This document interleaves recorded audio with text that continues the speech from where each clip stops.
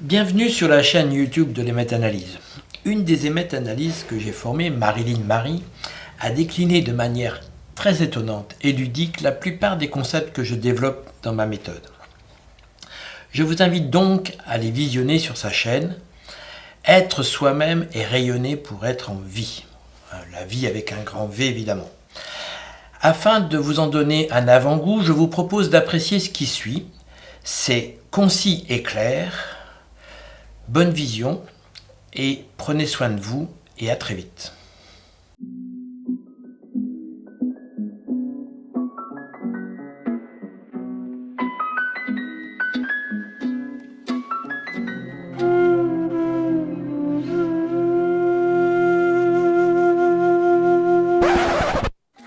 Oui, je sais. On aspire tous à être heureux, à trouver le chemin vers soi, à chercher le bonheur. Enfin bon, c'est facile à dire, mais ça peut durer toute la vie cette question-là. Et il y en a même qui sont morts sans avoir su comment trouver le bonheur. Les méta-analyses pourraient bien être une piste pour trouver le chemin vers soi. En effet, Bruno Dalpalu explique que pour être épanoui dans la vie, c'est devenir sujet. Ça veut dire le sujet du roi? Celui qui est soumis?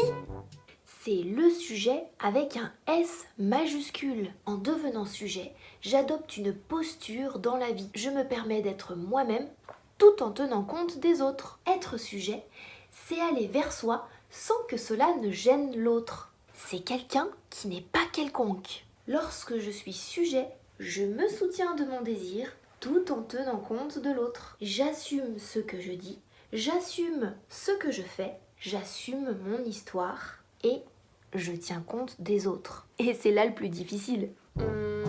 Donc ça veut dire qu'on n'est pas égoïste et qu'on pense pas qu'à soi.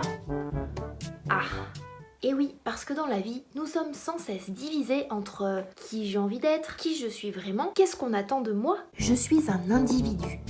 Plusieurs individus constituent un collectif, un groupe, une équipe, une famille, des amis. Je suis aussi une personne avec son histoire, sa personnalité.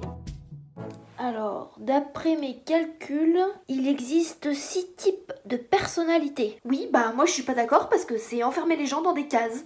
Et je joue aussi un ou des personnages, selon le cadre dans lequel je me situe. Tout n'est pas dans des calculs, il y a les rencontres aussi. Faut aller rencontrer les gens, je veux dire la relation, c'est tellement important. Devenir sujet, c'est donc arrêter d'être dans la survie et c'est devenir vivant. C'est arrêter d'être divisé entre tous les personnages, toutes les attentes. C'est savoir qui je suis vraiment, mais en restant en lien avec les autres. C'est pour ça que l'objectif, c'est d'être soi et de rayonner. Quel est mon talent? Qui suis-je? Qu'est-ce que je fais sur cette terre? Quelle est ma place? Qui suis-je? Où vais-je? Et dans quelle étagère?